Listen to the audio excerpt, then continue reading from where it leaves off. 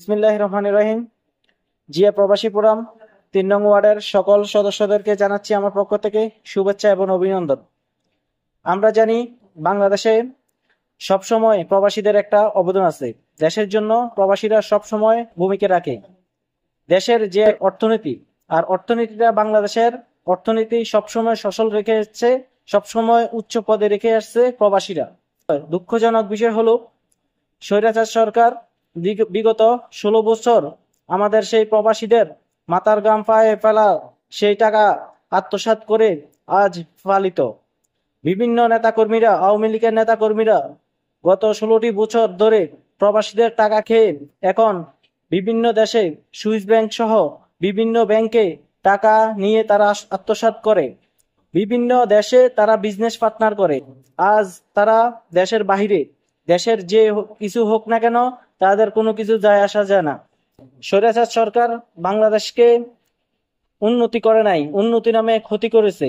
বাংলাদেশের যে ক্ষতি করেছে সেই ক্ষতির মাসুল এখনো বাংলাদেশ দিতে পারবে না। তবে সেই মাসুল যদি আমরা দিতে চাই তাহলে বাংলাদেশকে আমার নেতা তারেক রহমানের হাতে তুলে দিতে হবে।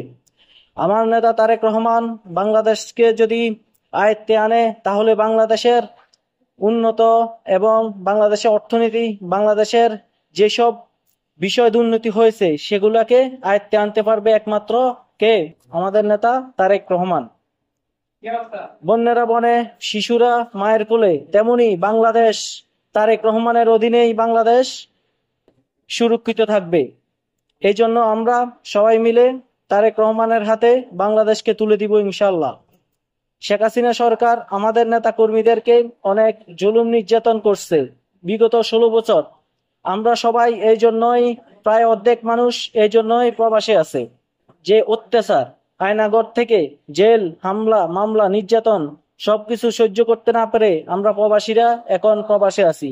ইনশাল্লাহ বাংলাদেশে নির্বাচনের আগে আমরা প্রবাসীরা সবাই ইনশাল্লাহ বাংলাদেশে গিয়ে প্রবাস থেকে আমরা সবাই গিয়ে ইনশাল্লাহ নির্বাচনে অংশগ্রহণ করব এবং বাংলাদেশকে তারেক রহমানের হাতে আমরা তুলে দিব। আর যার কথা না বললে নাই হয়, আমরা গর্ববোধ করি আমাদের নেতা জাকারিয়া তাহের সুমন ভাইকে নিয়ে। এমন একটা নেতা পাইছি আমরা যাকে নিয়ে আমরা অহংকার করতে পারি। জাকারিয়া তাহের সুমন ভাই এমন একটা এমপি, সাবেক এমপি, তিনি বাংলাদেশের জন্য শুধু অন্যদের এমপি থেকে আলাদা। কারণ তিনি দেশের জন্য যেমন ভাবে কাজ করতেছে আমরা এমন নেতা কখনো পাইনি। সুমন সাহেবই একমাত্র নেতা যে বাংলাদেশের জন্য এবং কি থানার জন্য কাজ করতেছে। আর আমরা বিগত ১৬ বছর আমরা যে অসুবিধায় ছিলাম সে অসুবিধা ইনশাল্লাহ তারেক রহমান আমাদের এটা সলভ করে দিবে ইনশাল্লাহ। আর আমি আমাদের নেতা সুমন ভাইকে নিয়ে বেশি কিছু আর বলতে চাই না। আমরা ইনশাল্লাহ বগুড়ার এমপি, আমরা সুমন ভাইকে দেখতে চাই। সুমন ভাই আমাদের বিগত এমপি ছিলেন এবং কি সবাই বিশ্বস্ত আস্থার এমপি জাকারিয়া তাহের সুমন ভাই। আশা করি আমরা তাকে সামনে এমপি হিসাবে দেখতে পাবো।